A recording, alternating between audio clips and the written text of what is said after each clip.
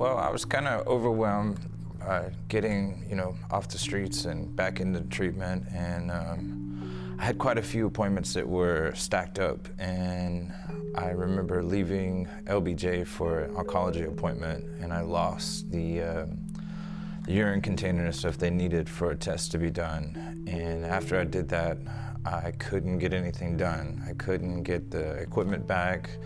I couldn't get through to appointments to reschedule them. I was frustrated, and so I deleted all my appointments. And I didn't know what to do. I couldn't get my head back above water, and I've been off treatment for a year, so it was important to me. And I was sitting at Thomas Street getting some medication filled, and one of the case managers walked by, and she could tell that I was frazzled and I was bothered. And she calmed me down, and she said, well, look, how can we help? Our case management team, the SPINS team, is actually able to provide more intensive case management. So I was able to come to the site and coordinate with him and take some extra time with him to really understand what was going on and to look into those referrals, contact the people I needed to contact for that, because he didn't actually have access to a phone to be able to schedule those appointments, to check on referrals, to check on his medication, and to really get the answers that he needed to feel comfortable that his healthcare was all going well. The only thing I really clearly remember was I wanted to give up on treatment again and just not deal with any of it. And then I remember Christina, she was really concerned about getting me on track and getting this stuff done.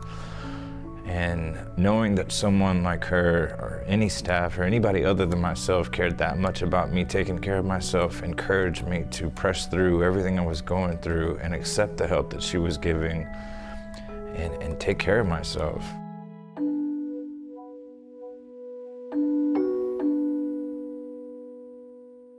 Well, my previous clinic, I felt like a number, and that led to my first getting off. And then getting back on, yes, I was very overwhelmed. I was getting off of drugs and trying to get right and stay right, so it was difficult. It was very difficult. And my past, just throw my hands up in the air and give up.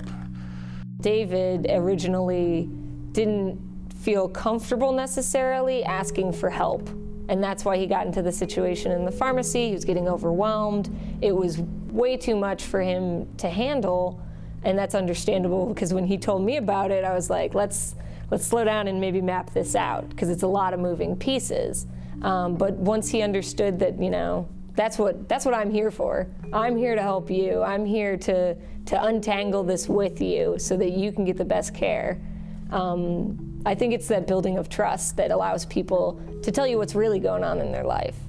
Because a lot of our clients face different, mental health issues or substance abuse issues or other things that they might not necessarily feel comfortable talking about or letting you know, like, this is why I'm missing my appointments. I'm really struggling with this. So I think you really have to lay that foundation with clients so that they feel comfortable to come in and talk to you about what's going on so that we can work through it. I don't know how to deal with life on life's terms, and when that happens, I don't ask for help, and I just give up and I get high. And I didn't have to do that this time.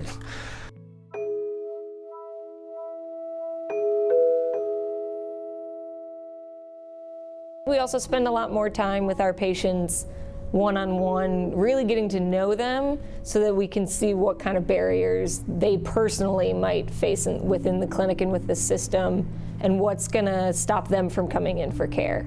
Because our number one goal is for them to be in medical care, taking their medication and stabilized, but we understand that if you're living on the streets, you don't know where you're gonna get your next meal, you don't know where you're gonna be able to shower, you have to run by the rules of all these shelters and everything and the different time commitments, it can be very overwhelming.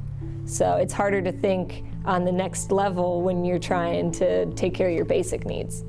At the Star of Hope, part of our relapse prevention is we're not supposed to go out during the week. And after we've been here so long, we can go out on Saturdays and Sundays. And one of my biggest things, and I told Christina, I don't want to be selfish, but each time I have to go out during the week, I lose my Saturday and my Sunday. So she was real concerned about that. She heard the concern that I had because it was important to me to be able to go out on the weekend and not spend all this time going to doctors and just being shuffled around. So she has been able to work with me and work with my schedule to get one thing scheduled a week, so I only lose one Saturday and not the Sunday also. And that was important to me because I told her, I said, if I have to lose every weekend just for medical stuff, I don't want to do this. What we do can encompass so many things. Our program in particular, the SPINS team, Robert really encourages us to step outside the box. You know, go that extra mile for clients because we can. That's what our project was designed to do. It was like a hand was reached out for me, and all I had to do was grab on, and once I grabbed on, everything just kind of took off. I couldn't have done it, and there were a lot more hands that I don't even know about, and I couldn't have done it. I couldn't have.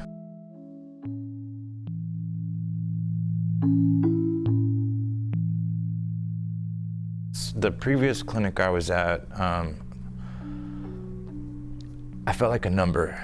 I felt like a number and not a patient. I felt, and that's why I gave up, like I said, and I'd never been to Thomas Street. The minute I got to Thomas Street, they called me by name. They were concerned, and Christina especially, with the other staff also, not just Christina. There was many people involved, but she was the main person I spoke with. And I felt like a patient and not a number, someone who was really truly concerned about me and my health and wanted to see the better for me. For me, it's working with a population of people who often get overlooked, who often are judged and stigmatized, allowing them to have a human experience sometimes, because sometimes they get treated like a number. Or prior to our involvement at Thomas Street, there wasn't a whole lot of avenues for homeless people to get in there. There wasn't a lot of kind of cultural competency on issues that individuals who are homeless might face. And so for me, it's kind of a social justice perspective. Like, I want to make sure that everybody can have access to healthcare and understand what's going on. And some people need a little extra assistance in certain areas. It gave me the inspiration to trudge whatever road that I had to face to get to where I needed to be. And there's still days that sometimes I want to give up, and I know that I can call and say, hey, look, this is where I'm at, what can we do? Even if I feel like I can't work it out, she will say, you know what, let me call you back, or I'll come by and see you and tell you what we can do. And it just gives me hope.